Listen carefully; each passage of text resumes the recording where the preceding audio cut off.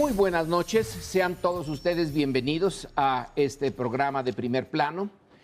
Como comprenderán, vamos a abordar de entrada este tema de la obra pública mal hecha, que lo tenemos, pero en 8 columnas desde hace buen rato, lo que pasó en el libramiento de Cuernavaca, lo que se llama el socavón, que ocurrió en la madrugada del miércoles pasado y que tiene una importancia en sí mismo y como reflejo de algo que se ha ido acumulando en el sexenio o antes del sexenio. Lo trataremos en 2 espacios.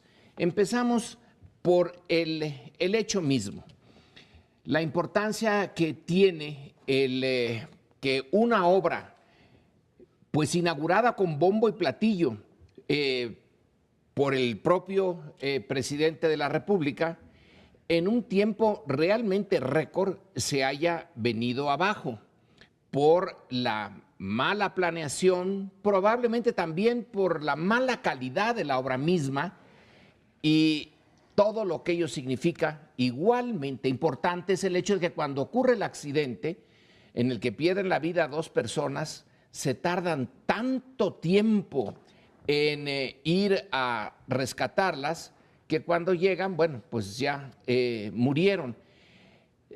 Todo esto se va envolviendo, como veremos aquí en el siguiente segmento, en una atmósfera de corrupción. Eso es lo que pongo sobre la mesa para que lo discutamos de entrada.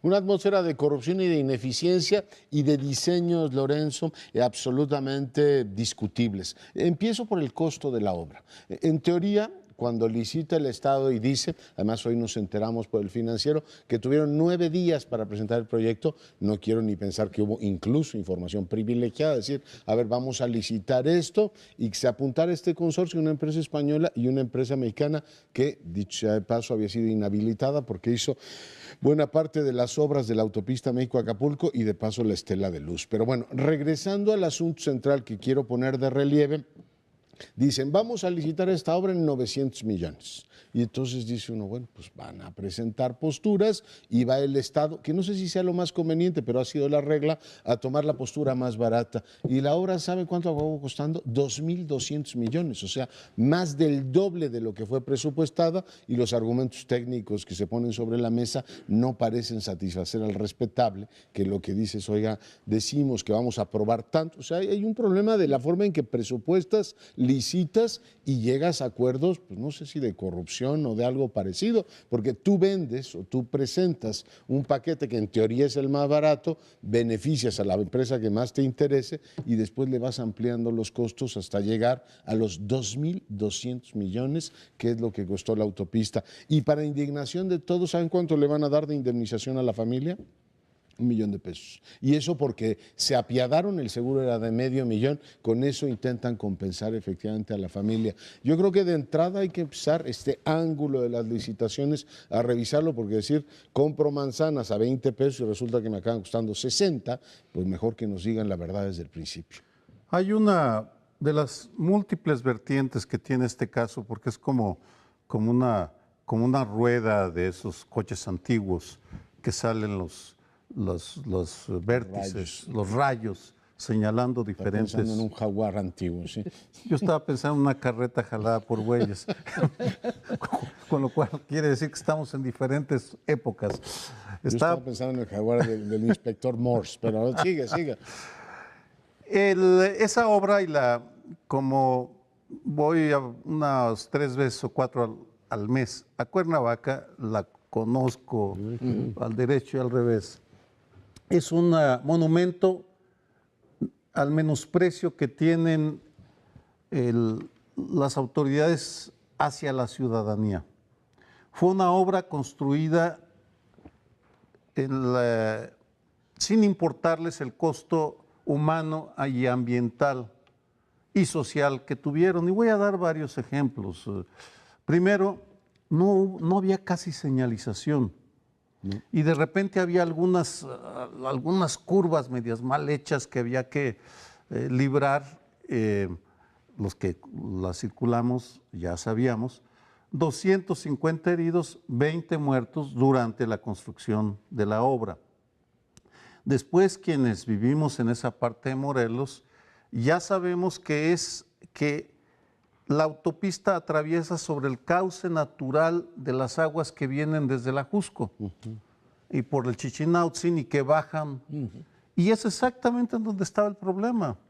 Y se les hizo saber una y otra vez, ustedes están afectando el cauce natural de las aguas. En consecuencia, están creando no solo presas artificiales, sino que quienes vivimos en esta parte de México sabemos que cuando llueve, llueve, es decir, son tormentas tropicales que arrasan.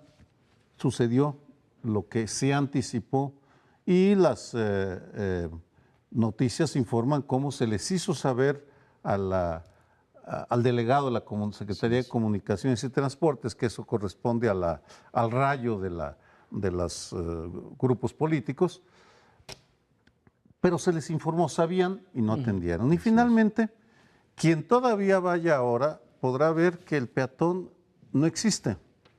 Es decir, se construyen puentes para los cuales que están cortados por arroyos. Lo hicieron al aventón, pese a que sigue siendo un espacio, una carretera que es usada por peatones.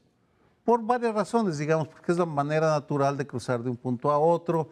Y yo invito a quienes van a hacer la evaluación al Colegio de Ingenieros que informen sobre este menosprecio al peatón, que uno lo observa por todos lados, no es privativo solamente de la Secretaría de Comunicaciones y Transportes. La Ciudad de México es muy común también. Eso es un nuevo golpe, desde luego, al gobierno de Peña Nieto, por si le faltaba, que ha ido acumulando escándalos de corrupción, mal desempeño, que se ha traducido en su baja popularidad. Es otro golpazo, ¿no? En ese sentido, es otra vez un nuevo reflejo de las cosas mal hechas, de corrupción de su propio gobierno, y que seguramente, ojalá no, va a terminar en un nuevo acto de impunidad, porque lo que se ha dicho insistentemente en México, no es solo que exista la corrupción, que en todas partes existe en mayor o menor medida, que el problema es la impunidad, es decir, corrupción que no se castiga, lo cual fomenta que siga la corrupción rampante en todos los niveles, porque las probabilidades de que se castigue son mínimas en México. Entonces aquí, ante esto, desde luego, el discurso del PRI de que de pronto se vuelve la Dalida en contra de la corrupción, pues muy selectiva, es en poquititos casos, en los demás casos se voltea, no ve, le da la vuelta. En este caso lo que se está diciendo es que de verdad las responsabilidades lleguen hasta donde tienen que llegar. Siempre se dice, pero nunca se hace. Siempre se dice ya casi como una frase hecha, es decir, hasta donde llegue y la aplicación de la ley, caiga quien caiga, sí, pero nunca llega, porque aquí probablemente tendría que llegar bastante alto. La responsabilidad política, si no técnica y directamente del secretario, existe, como existe en otras partes donde sí funciona mal que bien la democracia. Aquí la cosa sería una auditoría de la propia Secretaría para que caigan algunos responsables menores de ciertos detalles, de ciertos descuidos o lo que sea. No, pues lo que hace falta es una fiscalización externa, independiente totalmente, que nos diga efectivamente todos estos aspectos. Yo había oído, Leonardo, leído en estos días, algo que habría que precisar, que si se amplió el costo al doble es porque de pronto también sobre la marcha dijeron vamos a ampliar el tramo. No estoy seguro que eso haya ocurrido o no, pero tendría que ser parte de eso, es decir, de la investigación de ver en qué momento se habían avisado, porque sí se había avisado, eso no va a funcionar, esta cuestión hidráulica está mal hecha. 7 días ver si los materiales son los adecuados en estándares internacionales, porque también me enseñaban que en Japón también no hace mucho hubo un socavón, también está el hoyo ahí, y vaya, en Japón las obras en principio son... Pero habría que ver en este caso en concreto si los materiales, porque sabemos que buena parte de la corrupción vinculada con obra pública en México es que son materiales deficientes, varillas que no corresponden con lo que se espera de la obra, para ahorrar dinero y que salgan ahí los moches. Y la corrupción, habría que ver en esta fiscalización, pero tiene que ser autónoma, no puede ser otra vez juez y parte y quedarnos con eso como pasó con la Casa Blanca. El gobierno fue juez y parte en esa evaluación. Aquí tiene que ser que nos digan, sí, están mal hechos los materiales, sí o no. Es decir, pero que sea parte de esa evaluación para que al final de cuentas se aplique la responsabilidad. Ojalá, no va a pasar, hasta donde llegue. porque además parece mucha complicidad de Peña Nieto con Ruiz Esparza desde las obras anteriores en el Estado de México. Mucho de lo que está sucio en ese trayecto es parte de Peña Nieto de ello. Es parte de una red que se extiende mucho al Estado de México, en donde la obra pública es la mina de oro. Las carreteras en el Estado de México, las carreteras de cuota, OHL. Esto viene simplemente a sumarse al final del sexenio, de tal manera que sí, el socavón hunde a Peña Nieto. Ya lo veremos también en otro segmento. A lo mejor está pensando que finalmente, a la hora de las elecciones, un Instituto Nacional Electoral va a seguir haciendo el aval de que triunfen los que quiere el gobierno y no los que debe. En este momento en el país no podría ya realmente ganar el PRI. Sin embargo, pues ganó en el Estado de México, que es donde se hacen esas obras magníficas, digo entrecomillado, y que realmente son uno de los históricos elementos de corrupción en México. Vienen desde el siglo XIX, por lo menos. Yo no sé si en la colonia, el Tajo de Nochistongo que se hizo entonces para desaguar a la Ciudad de México, también entró en eso. Pero ya en el Porfiriato, la obra pública y las contrataciones llevaban a ciertas ventajas para quien daba el contrato. En el gobierno ya de la Revolución, bueno, ¿qué no se recuerda de que Juan Andreu Almazán, el general que luego sería el portaestandarte de la derecha, era secretario de Comunicaciones y también era el dueño de una empresa que construía las carreteras, la empresa Azteca? O sea, esto tiene años y años, pero creo que se llegó a un punto de exceso dentro del exceso. Luego, el secretario de Comunicaciones parece tener la piel pues muy, muy gruesa. Dice que las familias van a recibir esta compensación de $1 millón por, ¿cómo lo dijo? ¿El mal rato? Por el mal rato. El mal rato que pasaron. El mal rato. Bueno, ¿dónde está el mínimo de empatía? ¿Cómo que el mal rato? Los dejaron al padre y al hijo en el automóvil durante horas, se comunicaron. Murieron por qué? Por negligencia. Sí. Negligencia en la construcción, negligencia en el rescate. Y el secretario dice que, bueno, él no se va hasta que lo diga su jefe. Yeah. Hablando de su jefe, una vez más Enrique Peña Nieto demuestra su poca, su nula, su inexistente sensibilidad hacia la ciudadanía y hacia las víctimas. Tal vez el ejemplo más claro fue que el mismo día del accidente empezaron a quitar los espectaculares donde se decía gracias señor presidente por esta Paso Express. Es decir, en lugar de presentarse en el lugar de los hechos para solidarizarse con las víctimas y empezar a tomar medidas o a ordenar o estar presente. Porque sí se presentó a la hora de la inauguración. Por supuesto que estuvo en la hora de la inauguración, ahora se evade para no pagar el costo político y el costo de imagen, que es lo único que le importa. Pero sí fue, creo yo, el momento que estaban, digamos, las labores de rescate, pero en un momento determinado dice, yo soy responsable ante el presidente, no ante la opinión pública, ni ante las familias, ni ante la sociedad. Él espera que el presidente evalúe si él debe seguir o no en ese cargo. Pero hay tres cosas que quería resaltar. Aún cuando vengan todos los dictámenes, hoy sabemos que 7 días antes de que se inaugurara, les notificaron que ahí había problemas. 2, que estaba presupuestada en 900, se fue a 2.200 millones. Y la tercera, que salvo que los que construyeron eso sean de Albacete, de Soria o de alguna parte de España y nos digan que no sabían que en este país llueve 9 meses al año, esto que nos dicen que es culpa de Tlaloc, parece una estupidez monumental y un insulto a la opinión pública. Es que ha llovido mucho, es decir, ¿y en qué año no llueve en este país? O sea, hacer obras de ese tamaño sin tomar en cuenta esta situación del país me parece un insulto en toda la línea. Bueno, podríamos seguirle, pero a un corte y le vamos a seguir. En el bloque pasado nos centramos en la parte del gobierno de Enrique Peña Nieto y la sociedad fundamentalmente. El socavón del Paso Express de Cuernavaca a Morelos da para otras dos vertientes. Primero, la configuración de las redes económicas y el papel de la inversión extranjera. Y segundo, la configuración de las redes políticas. Solo enuncio los dos vertientes y ahí las vamos llevando si les parece. En la primera, este caso muestra que habría que revisar el supuesto de que toda inversión extranjera es positiva, porque hay un buen número de empresas españolas que vienen literalmente a saquear, a arrasar, a corromper y a mal construir. Es el caso de la empresa Aldesa que construyó el Paso Express, una de las empresas, que está construyendo la torre del nuevo aeropuerto, que hace 3 años está construyendo un Paso Express en León, Guanajuato, y que no terminan. Es decir, estamos recibiendo, yo no sé si hacen lo mismo, esta empresa Aldesa está ligada al Partido Popular, también poblada de corruptos. No sé si aprendieron allá o aprendieron aquí o aquí ciertamente encontraron un espacio más propicio.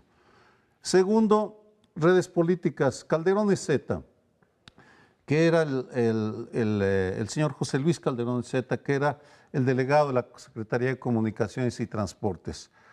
El personaje, su experiencia era haber dirigido una escuela de idiomas, la Harmon Hall, antes de ser recomendado por Graco Ramírez, el gobernador de Morelos, a quien a su vez se lo recomendó un personaje ligado al secretario de Gobernación, Miguel Ángel Osorio Chong. Es decir, se reparten los cargos sin preocuparse por la capacidad que tienen. En consecuencia, si le llegó una queja de los vecinos de que se estaba derrumbando la obra, dijo, preséntenla en inglés o en francés o en el idioma que él maneje para poderla atender. Es una vergüenza la manera como están robando mexicanos y algunos extranjeros y la manera como se reparten los cargos entre ineptos.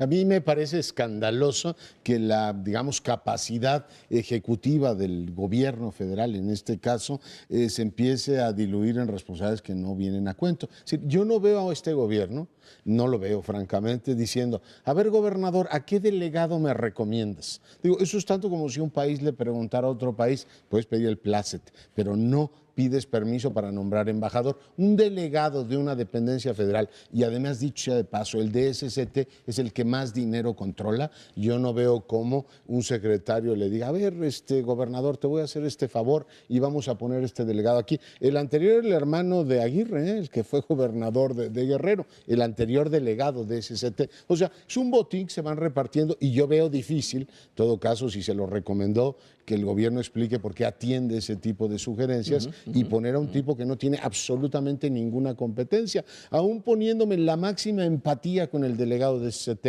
que dicho sea de paso, su renuncia o su salida no basta para resolver este problema. Claramente la responsabilidad está mucho más alta. Es, a ver, si el hombre se dedica a administrar Harmon Hall, pues le podrán decir lo que sea sobre, oiga, y el drenaje aquí o construimos de tal o cual manera, pues el tipo pondrá cara de what, como dicen ahora, ¿no? ¿Qué me están diciendo estos señores? Es decir, la solvencia técnica de quienes toman decisiones y evalúan obras, en este caso ha tenido pues una responsabilidad criminal. Yo diría que en este caso hay que ver las cosas con una tremenda preocupación, porque pues están metiendo, bueno, ya lo sabíamos, a sus cuates. Espero que el espacio aéreo no se lo estén repartiendo de esa manera y pongan a un profesor de educación física ahora a determinar cuándo y cómo aterrizan los aviones. Claramente la política se ha metido a funciones técnicas del Estado con las consecuencias que hoy vemos. Y digo eso, y digo también el tema de seguridad pública que hoy no vamos, por supuesto, a atender, pero ahí está la ENSU, hoy la publicó el INEGI, 3/4 partes de la población del país tiene miedo y a mi juicio esto responde a esta politización de una administración pública en funciones que deberían ser eminentemente técnicas. Bueno, la otra vertiente es la de los españoles. Las empresas españolas, OHL es española, si mal no entiendo, y tiene sus problemas de corrupción en España, si mal no entiendo.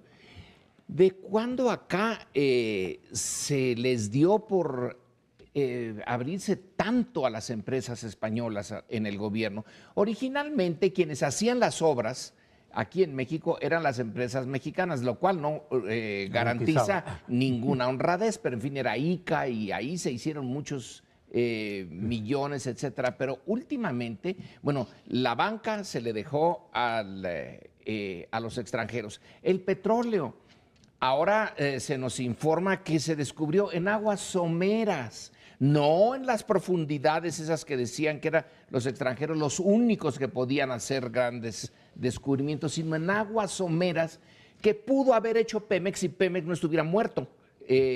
Pero ahora se les abre a los extranjeros y con gran orgullo además se dice que qué bueno.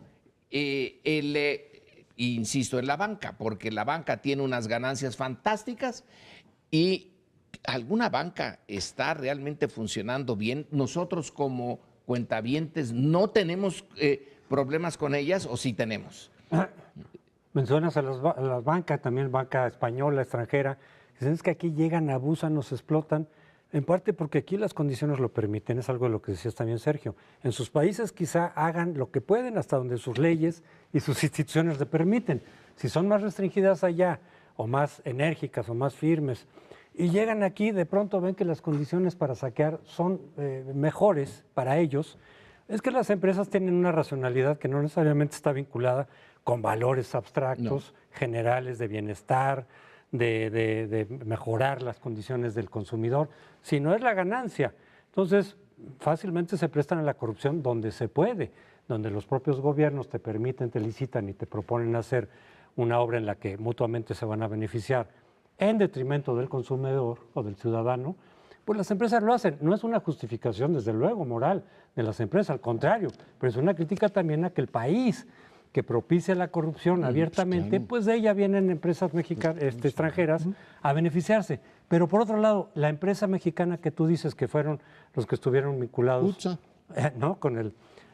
En vez de que haya una sanción moral o una sanción política, decir, bueno, pues con eso ya no, eso ya se vio que estuvieron involucrados en un acto de corrupción o varios obras de corrupción, pues a lo mejor la lógica es decir, pues son estos los que necesitamos, son los que le saben cómo, son los que están dispuestos al moche o pagan mejores moches que otras empresas. No sé.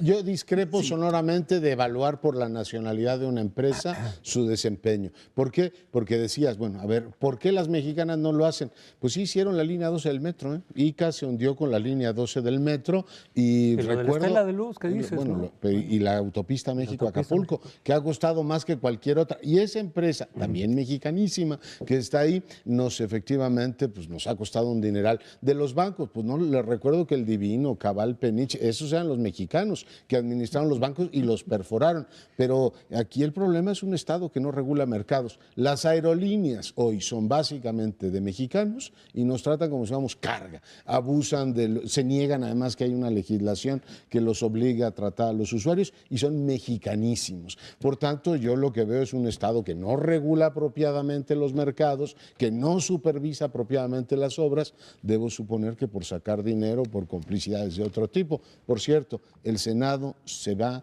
y nos debe un fiscal anticorrupción, que ese tema no nos dará tiempo de abordarlo hoy, pero lo recuerdo, el Senado quedó en falta en ese tema concreto.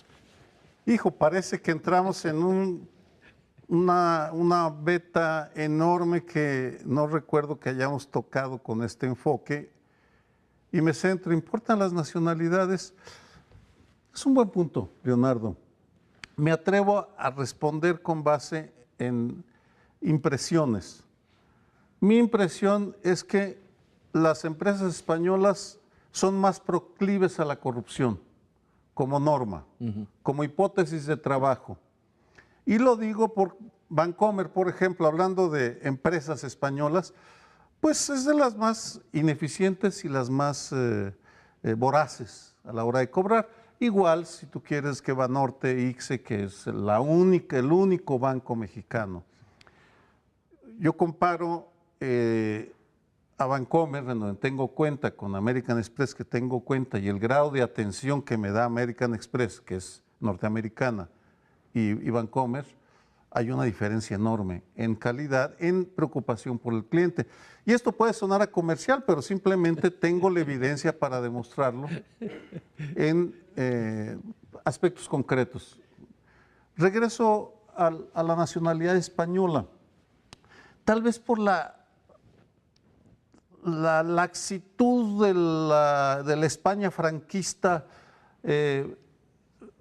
luego de la transición, la laxitud en términos, la laxitud ética a la hora de ganar dinero, porque nos enteramos que en España hay una corrupción generalizada, ahora lo sabemos. Tal vez por ello llegaron y se les hizo totalmente natural aprovecharse de los mexicanos, igualmente voraces y dispuestos a enriquecerse con la mayor rapidez posible. Regreso a Aldesa, para no alejarnos demasiado.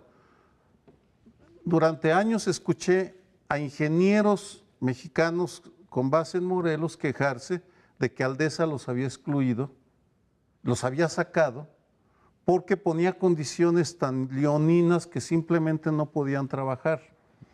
Si se hace una auditoría en serio, me atrevo a lanzar con hipótesis de trabajo que esa obra tiene materiales de inferior calidad, en parte porque la hicieron para ganar dinero y no para dar un servicio a la comunidad. La idea está en algunas partes de la prensa, es que simplemente no había no había varilla. Es decir, si hubiera habido varilla, si hubiera habido una red de acero sobre la que se puso el cemento hidráulico, no hubiera habido el socavón, se hubiera pandeado. Se hubiera hecho una cuna allí, pero no se hubiera caído. Si se cayó es porque no tiene varilla. Claro, ninguno de nosotros somos ingenieros, eso lo oía un ingeniero. El que más entiende de esto eres tú. No, por eso vuelvo al punto, que Sí. los dictámenes tendrían que decirnos también técnicamente si estuvieron bien hechos o no, si habían Claramente alternativas, no. cómo se hace en otros países, digamos, en estándares internacionales, donde se pueda llegar a la conclusión de que así es como hay que hacerlo o no. Eso es lo que también esos aspectos técnicos tendrían que darlo en una fiscalización para saber cómo está relacionado con el tipo de corrupción o los materiales que no son los adecuados, en fin, pero eso es lo que tiene que hacerse en todos los niveles pues precisamente para saber qué pasó. Una vez más, algo parecido a lo de la línea 12 que tú mencionabas. Bueno, pusieron rieles de un tipo de tren y metieron otros trenes distintos. O sea, es lo más elemental del mundo. Sin embargo, ocurrió. Y ahora se suspendió la obra, se abre, pero hay que estarla parchando cada X tiempo, hay que estar metiendo nuevo dinero, pese a que fue costosísima, cada año hay que meterle para parcharla, para que medio funcione. Entonces, eso es una y otra vez es la constante de la corrupción vinculada con la obra pública. Tenemos que interrumpir, esperamos haberle ayudado a entender la complejidad y la importancia que tiene el socavón lamentable en el cual perdieron la vida 2 compatriotas, las condolencias a su familia. Hablábamos la semana pasada de la posible anulación de la elección de Coahuila, primero en el INE y después tendría que ir a los tribunales. En este momento no ha concluido la sesión del Consejo del INE, no sabemos exactamente qué va a pasar. ¿Por qué? Porque el viernes no dio tiempo, el viernes se tocaron muchos de estos temas y no dio tiempo para desahogar el asunto de la elección en Coahuila, porque se fueron presentando dictámenes alternativos, porque ante el lobby que están haciendo por un lado Ricardo Anaya del PAN y por otro lado Enrique Ochoa del PRI en el INE para presentar sus puntos de vista respectivos, hacen que se incluyan cosas nuevas y que entonces habían llegado los consejeros sin toda la información y se dijo, bueno, el lunes damos el fin de semana para que se enteren bien de los nuevos cambios y que el lunes se decida, pero en este momento no sabemos cuál es esa decisión. Uno de los puntos claves de este debate que me parece que pueden llevar a que no se anule la elección de Coahuila, es que están metiendo como parte del gasto de campaña el pago a los representantes de los partidos. Y ante lo cual el PRI, el principal interesado, dice, a nosotros no nos pueden cargar ese costo. ¿Por qué? Porque ese día el pago de representantes de partido en las casillas ya no es campaña, ya concluyó la campaña. No tendría por qué capitalizarse. Sin embargo, creo que el tribunal, en un caso parecido antes, había dicho, sí, eso debe meterse al gasto de campaña. Entonces lo que el PRI dice es, de todas maneras, yo no les pagué a mis representantes, porque me están ahí cargando un costo que yo no hice. Por cierto, que el PAN en Coahuila dice lo mismo. Exactamente que ellos tampoco metieron pago a sus representantes y que no tiene que ser, por lo tanto, contabilizado como parte del... Es un punto que si logran demostrar puede hacer que, independientemente cuál haya sido la conclusión del Consejo General, los tribunales tomen para echar abajo. Entonces yo veo que está haciendo agua este caso de la elección de Coahuila. Yo también veo que está haciendo agua y está haciendo agua también el texto constitucional porque no tengo una idea clara de qué es lo que va a ocurrir a partir de la redacción esta del 2014. Primero esto, dices bien, el tribunal les dijo, señores, diga usted lo que quiera, hay que contabilizar como gasto de campaña eso. Y a mí me parece bien, porque los partidos decían, claro. no, este banquete a mí me lo regalaron. Bueno, se lo regalaron, va a costar. Si no les pago, allá usted, pero la autoridad electoral lo debe contabilizar. Ahora está también la polémica de si deben contabilizar las encuestas de salida y las que usan la noche esta en la que todo el mundo gana. Es decir, tengo aquí una encuesta que dice que gané. ¿Cuánto le costó esa encuesta? No, me la regaló un amigo, pues se la contabilizo como donación. Yo creo que todo eso hay que ponerlo. Pero ¿cuál es el punto central? Y es que Riquelme claramente rebasó los topes de campaña, pero también Anaya. Entonces yo no sé si lo que van a hacer es anular la elección y van a impedir que vaya Riquelme y el PRI, o no vayan Riquelme, el PRI, ni Anaya ni el PAN, lo cual no sé. O sea, la última vez que recuerdo esto, me lo recordaba Eduardo Juchín, fue en Miguel Hidalgo, donde el tribunal dijo, bueno, pues como los dos violaron o rebasaron el tope de campaña, pues ya mejor que se quede como está. Es decir, la falta de uno compensa la falta de otro. Cada quien paga su golpe. Lo que me parece todavía más escandaloso, compañeros, es lo del Estado de México, donde se aseguraron no un techo de gasto electoral, sino un inalcanzable cielo de cerca de 300 millones de pesos. O sea, la diferencia entre Coahuila, 20 millones, y 280 y tantos en el Estado de México, tú dices, bueno, ¿y cómo calcularon eso? En Coahuila tienes 2 millones de electores y en el caso del Estado de México 11 y pico. O sea, se aseguraron una cobertura de tal manera que no haya forma de que en el Estado de México se anule la elección, pero se gastó como una elección presidencial. Y uno dice, oiga, ¿y cómo demonios fijan los topes de campaña? Pues yo estoy de acuerdo en toda la crítica que se le hace al INE, pero hay que ir a las ventanillas exactas y exigir responsabilidades. Los congresos locales autorizan eso y ese Congreso del Estado de México que se autorizó, creo que son 290 millones de tope de campaña, pues hoy tienen efectivamente esta posibilidad de decir, pues usted dirá lo que quiera, pero yo no violé absolutamente nada. Pero 290 millones, 300 vamos a poner, del Estado de México, son nada para lo que sospechamos que se gastó. Y lo interesante es que estamos centrados en Coahuila, que viene a ser un caso menor. El caso francamente emblemático de todo lo que es la corrupción electoral en México es el Estado de México. Un estado en donde si nada más contamos los votos de Morena y los votos del PRI, el PRI perdió. Por poquito, pero perdió. Habiendo gastado lo que nos imaginamos. Ahora alguien puede decir, pues se lo imaginan, pero no está aprobado. Bueno, esa era una tarea del INE, ¿no? Desde hace tiempo, sabiendo que hay una enorme incredulidad en relación a los gastos de campaña, debió de haber sido extraordinariamente cuidadoso. Y entonces esta bendita tarjeta color de rosa, que además hasta el color es ridículo, está como los taxis del Distrito Federal, Ciudad de México, me corrijo.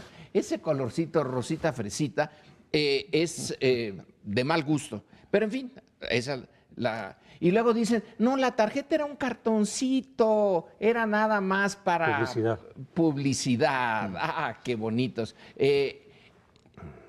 Es creíble que hayan hecho toda esta campaña para darle un cartoncito color de rosa y voten ustedes por Del Mazo para que el hijo del gobernador, que fue hijo de gobernador a su vez, y se establezca la dinastía, pero bien en el Estado de México, haya tenido cero dinero en ese cartoncito.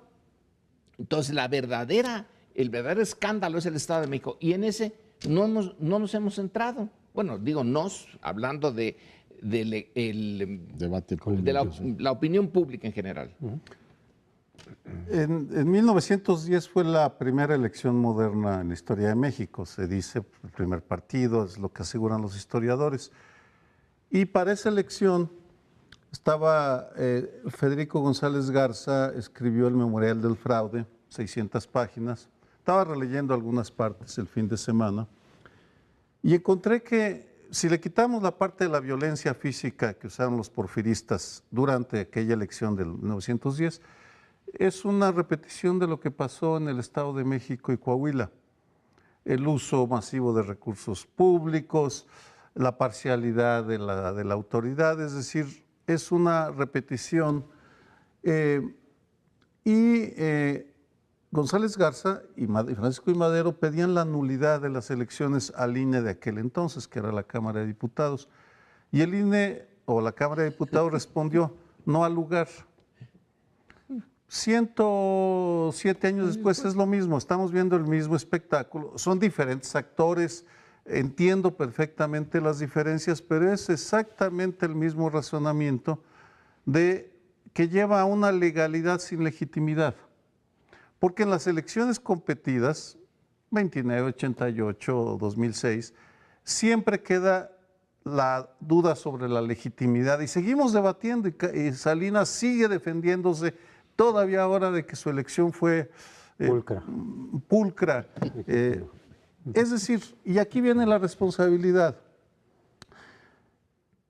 Creo que debe ser compartida entre el Instituto Nacional Electoral, la FEPAD y el Tribunal Electoral, los árbitros y los partidos. Claro. Porque, ¿qué no hace el INE? ¿O qué hace y qué no hace? El INE está sometido a los partidos. Eso, el PRI tiene 4, el PAN tiene 3, en fin, ahí se los reparten. Y en esta ocasión, lo que estamos observando es que ya cínicamente están actuando en representación de sus partidos. Sí. Marco Antonio Báñez en una sesión pública hace cabildeo a favor del PRI. Sí. Es decir, la desvergüenza. Claro, sí. Porque nos podemos indignar nosotros, pero es actual. Los partidos ya se acostumbraron al cochinero. Ese es el problema de fondo. Es decir, el INE puede no estar sometido y no investigar, en efecto no investiga. Dice, no me presentaron la evidencia, por tanto, pues yo no puedo opinar, no investiga. Ese es, creo, el problema de fondo y el que nos lleva a una situación muy riesgosa en el 2018, porque 2018 no es 2010, no es 1910, ni es 2006, es otro escenario. Eso de que los consejeros actúan y deciden en función de su partido, salvo excepciones, viene desde muy atrás. Es decir, los estudios que ha habido, decir, a ver, vamos a ver cómo votan los consejeros, y casualmente casi siempre coinciden con el interés del partido que los propuso. Entonces son, para efectos prácticos, salvo excepciones, que las ha habido, delegados de los partidos. ¿Desde el inicio? Sí, bueno, hubo un periodo en el que estaba más equilibrada la cosa. Cuando Pepe Golden, por ejemplo, algunos consejeros se mostraron con mucha autonomía, no todos. Fueron 7 años de autonomía. Menos. Pero ahí algunos consejeros actuaban en función del partido que los había propuesto. Entonces siempre ha habido eso, en mayor o menor medida. Luego ya fue cada vez más descarado. A partir del 2003 ya claramente incluso ha habido militantes en activo casi siempre del PRI, de los consejeros. Pero salió otra anomalía a relucir el viernes pasado, porque el representante de Morena ante el INE dijo, oigan, el titular de la unidad de fiscalización resulta que trabajó para Del Mazo. O sea, hay vínculos ahí en Banobras, pudiera haber un vínculo, y uno puede decir, bueno, pues el hecho que haya trabajado en otra parte o lo que sea no necesariamente mina su autonomía, pero dijo sí, pero curiosamente a la hora de revisar su currículum en la página del INE, no viene ese aspecto, está escondido. Y a la hora de que se presentó su nombramiento por parte de Lorenzo Córdoba, no mencionó ese aspecto de su currículum, lo cual hace todo ya más irregular, porque dices, bueno, pero tienes que decir las cosas y presentar, señores, este señor trabajó con Del Mazo, para bien o para mal, importa, no importa, pero es un hecho. ¿Qué dice el representante Morena? Está escondido, no lo dijeron en su momento. Oye, y no aparece en la página. Tú que conoces bien eso, el Contralor lo nombra la Cámara de Diputados, al de la unidad de fiscalización, ¿quién lo nombra? Pero ¿También la Cámara de Diputados o el Consejo General? No, lo propone el Consejo General. Pues sería gravísimo que la Cámara de Diputados hubiese puesto a un responsable con esa o sea, y tienes un conflicto de interés. Sí, no, lo que decía Duarte es, lo presentó Lorenzo Córdoba para su nombramiento previamente y no aparecía esa parte de su currículum. Y su hija, Está vinculada con el está PRI. vinculada con el PRI. Bueno. Qué gursa. Pero bueno, son las, digamos, garras que tienen el sistema de partidos, no solo en los consejeros, sino en funcionarios del El punto órgano, es ese, ¿no? A ver. El punto es que ya no tienen vergüenza, ya hacen su cochinero lo hacen a la luz del... Pero por eso tiene que haber mucho más regulación de otra manera, el nombramiento de los consejeros tiene que ser de otra manera, no a través de cuotas partidarias, pero en fin, se nos terminó el tiempo, regresamos al último segmento. Bueno, y en estos días tendría que haber estado ya configurado en su totalidad el Sistema Nacional Anticorrupción, y adivine qué, pues no está configurado. Y el primero a estar en falta es la Cámara Alta, o sea, el Senado de la República no encontró entre todas las prioridades que tiene un espacio para decir tenemos que nombrar un fiscal anticorrupción. Yo creo que eso nos revela muy claramente dónde están las prioridades de los padres de la patria. Después tenemos incompleta la ratificación de los magistrados. Hoy publicaba el Universal en portada que a partir de un estudio que se hizo en el Legislativo, que los perfiles de los magistrados que van a ocupar precisamente esa posición, pues tienen vínculos partidistas evidentes con el PRI y con el PAN, o sea, tampoco hay sorpresa ahí. Lo que ha llamado la atención es que las partes que están completas del Sistema Nacional Anticorrupción han sido sujetas a un torpedeo que ya comentaban la semana pasada, absolutamente impropio, sugiriendo que hubo trampas en la confección o en la configuración de los órganos, y bueno, pues finalmente esto ha tenido una serie de consecuencias claras que ya comentábamos en semanas anteriores. Pero si uno le echa un vistazo al mapa del país, pues resulta que para los gobiernos de los estados la prioridad no ha sido tampoco establecer Sistema Nacional Anticorrupción, como tampoco lo fue durante 8 años armonizar digamos, la legislación para adaptarse al nuevo sistema de los juicios orales. Ellos están atendiendo otros asuntos y, por supuesto, claramente el asunto de la corrupción no está entre sus prioridades. Eso de Cámara Alta creo que deberíamos ya evitarlo. La altura de esa Cámara está a nivel del suelo, así que hay que decir los senadores, y en realidad que sirven para que cenen, pero no para legislar. En esas cifras que tú citas y encuestas que tú citas del Universal, sale que la principal preocupación de los mexicanos hoy es la inseguridad. Sí. La inseguridad y luego la corrupción. Sí. Pero resulta que la inseguridad está ligada a la corrupción. Si vamos a fondo, es la corrupción la que debe de estar en el primer punto de interés de la ciudadanía. Claro. Y si no está en esa supuesta Cámara Alta que está muy chaparra, es porque hay un divorcio enorme entre la clase política y la sociedad. Parecieran de dos países distintos, dos universos diferentes. En teoría, esos senadores y diputados son nuestros representantes. En la práctica no son, y en buena medida se les puede considerar nuestros enemigos, y este es un ejemplo de ello. Usaste un término que define lo que está pasando, Lorenzo, enemigos. Se está dando una ruptura clarísima entre la clase política, independientemente de los partidos, PRD, PAN, PRI, terminan ahí revolcados, sí. Y la ciudadanía consciente que en el tema de corrupción ha encontrado un tema de confluencia notable. En ese sentido, menciono dos ejemplos. El primero es el Instituto Nacional de Acceso a la Información y Datos Personales, el INAI, en donde hay un enfrentamiento entre el Consejo Ciudadano y al menos el presidente del INAI, Francisco Javier Acuña, porque en el fondo está el espionaje de los periodistas y defensores de derechos humanos, hechos al parecer por una instancia del gobierno federal, que Francisco Javier Acuña dice, y otros consejeros, no es materia, no es materia nuestra, no tiene nada que ver. Mientras que el Consejo Ciudadano dice, sí tiene que ver, tenemos que involucrarnos porque es el robo de datos personales. Sí. Ahí está el choque. Consejo Ciudadano, por cierto, que viene de universidades fundamentalmente. El segundo es una convocatoria que se hizo pública esta mañana, de lunes, en en un local de la Colonia Condesa, Vamos por Más, en el cual una amplia coalición de empresarios, grupos, organismos civiles, académicos, estuvieron presentes. Yo no pude acudir, aunque me uno a esa convocatoria de Vamos por Más.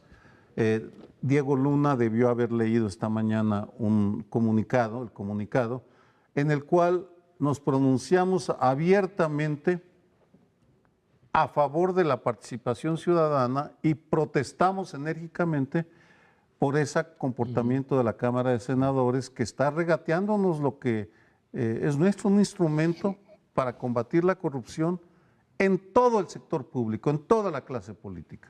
Por eso lo están regateando justamente.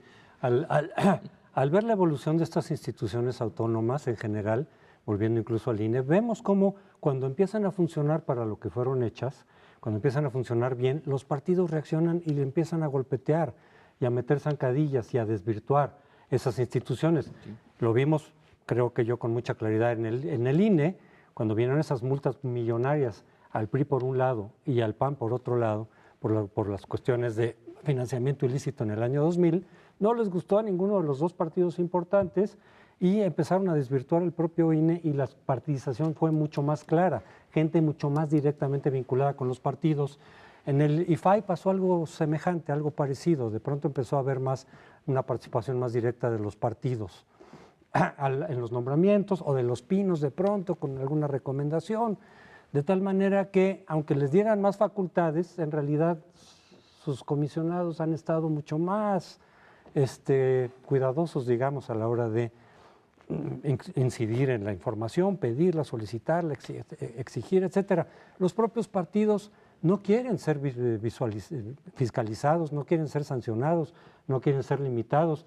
Y entonces lo del sistema anticorrupción, que en el diseño suena bastante bien, como que ahora sí es un esfuerzo muy importante que podría traducirse en resultados concretos para combatir, decíamos, la impunidad y por tanto la corrupción, pues ya le empiezan a meter zancadillas, a desvirtuarlo, a retrasarse. No les gusta el esquema porque ven que puede funcionar, que es lo que no quieren. Y ahí sí son los partidos en general, a veces más unos que otros, pero es como que el conjunto de partidos, lo que llamamos partidocracia, no les gusta ser fiscalizados, no les gusta ser sancionados, porque se les van a restringir en efecto pues todas las arbitrariedades que cometen, todos los abusos que cometen. Y es algo como más o menos compartido por el conjunto de partidos. Es verdad, y es perturbador ver que la muy democrática y movilizada Ciudad de México se ha resistido a las dos grandes reformas. O sea, el Sistema Nacional de Anticorrupción lo acaban de aprobar, y no es que sea ninguna, digamos, cuestión alentadora en la capital. Y perdón que regrese al tema de los juicios orales, pero creo que es exactamente la misma lógica esta de son los enemigos, nos están pidiendo cosas que no queremos hacer. Nosotros queremos competir en elecciones, crear frentes amplios, y este señor me da la lata con que quiere seguridad pública, ¿no? Así lo ven. O sea, el gobierno de Mancera ha sido militante en contra de algo que reduce la impunidad y en principio debería abrir digamos, espacio para que policías, procuradurías, jueces y prisiones funcionaran un poco mejor. Pero volviendo al tema del Sistema Nacional Anticorrupción, el Senado de la República, no le voy a decir Cámara Alta, es una Cámara que está muy abajo, simple y llanamente no les dio la gana consensuar eso, como no les ha dado la gana atender otros asuntos, porque eso para ellos no solamente no es una prioridad, es una molestia, dice. Pero si estamos muy a gusto así, ¿para qué nos quieren meter un fiscal que se dedique, en este caso, a decir, a ver, vamos a ver qué pasó con el socavón y quiénes son los responsables? La apuesta es que se diluya la responsabilidad, que esto es un asunto de todos, que la culpa es, ¿qué decían hace algunos años? De la cultura, y que así somos los mexicanos. No decían hace algunos años, decía Enrique Peña Nieto. Lo decía hace unos años con motivo precisamente de la corrupción, que era un asunto cultural. Aquí claramente hay una responsabilidad que no se cumplió. Responsabilidad que no se cumple, pero el problema, insisto, entre la corrupción y la inseguridad lo podemos ver, por ejemplo, en los huachicoleros. Ya decíamos que el principal preocupación de los mexicanos ahora, en este momento y con mucha razón, es la inseguridad. Pero la inseguridad en el propiciada por el crimen organizado. El crimen organizado está dejando, bueno, no sé si dejando, pero poniendo a un lado lo del narcotráfico y entrándole a la explotación del huachicol, es decir, del robo de combustible. Y eso le está dando una dimensión enorme a la inseguridad. ¿Y dónde está el ataque a la corrupción que permite? Que está dentro de Pemex. Pemex es también, lo dejaron morir en buena medida por corrupción.